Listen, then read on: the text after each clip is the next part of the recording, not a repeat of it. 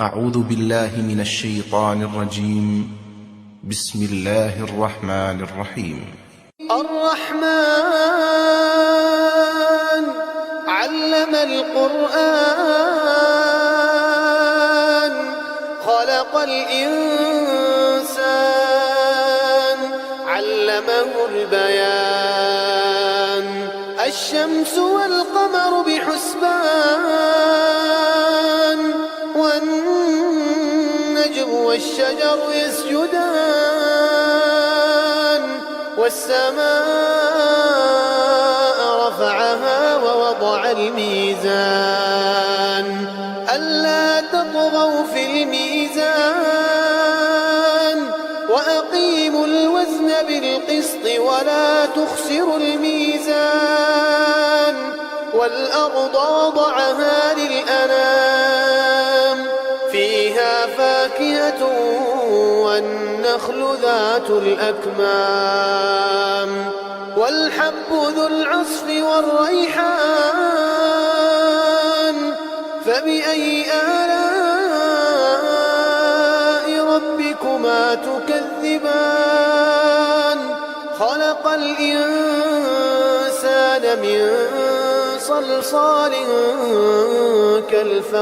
كالفخار وخلق الجان من مارج من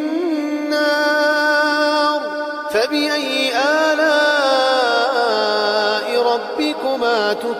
تكذبان رب المشرقين ورب المغربين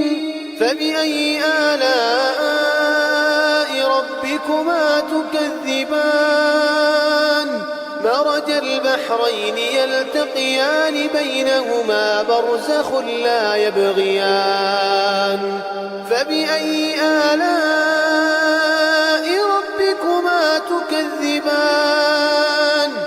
يخرج منهما اللؤلؤ والمرجان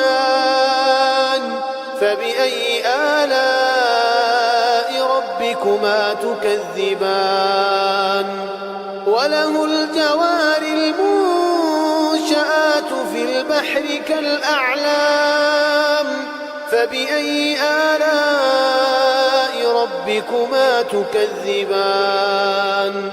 كل من عليها فان ويبقى وجه ربك ذو الجلال والإكرام فبأي آلاء ربكما تكذبان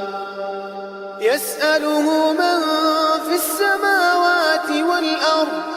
كل يوم هو في شأن فبأي آلاء ربكما تكذبان سنفرغ لكم أيها الثقلان فبأي آلاء ربكما تكذبان يا معشر الجن والإنس إن استطعتم أن تنفذوا من أقطار السماوات والأرض فانفذوا لا تنفذون إلا بسلطان فبأي آلاء ربكما تكذبان يرسل عليكما شواظ من نار ونحاس فلا تنتصران فبأي آلاء ربكما تكذبان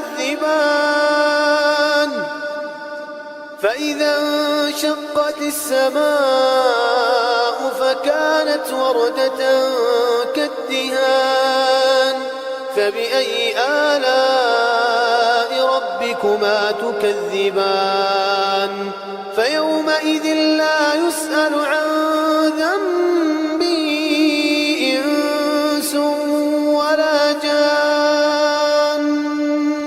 فبأي آلاء ربكما تكذبان يعرف المجرمون بسيماهم يعرف المجرمون تؤخذ بالنواصي والأقدام فبأي آلاء ربكما تكذبان هذه جهنم التي يكذب بها المجرمون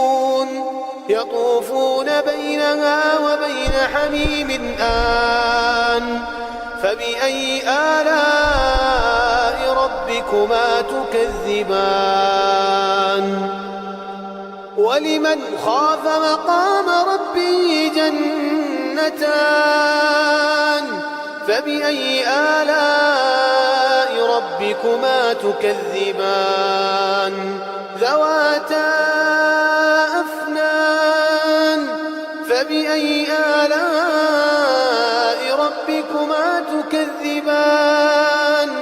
فيهما عينان تجريان فبأي آلاء ربكما تكذبان فيهما من كل فاكهة زوجان فبأي آلاء ربكما تكذبان متكئين على فرش بطائنها من استبرق وجنى الجنتين دان فبأي آلاء ربكما تكذبان فيهن قاصرات الطرف لم يطمثهن إنس قبلهم ولا جان فبأي آلاء ربكما تكذبان كأنهن الياقوت والمرجان فبأي آلاء ربكما تكذبان هل جزاء الإحسان إلا الإحسان فبأي آلاء ربكما تكذبان ومن دونهما جنتان فبأي آلاء ربكما تكذبان مدهامتان فبأي آلاء ربكما تكذبان فيهما عينان نضاختان فبأي آلاء ربكما تكذبان فيهما فاكهة ونخل ورمان فبأي آلاء ربكما تكذبان فيهن خيرات حسان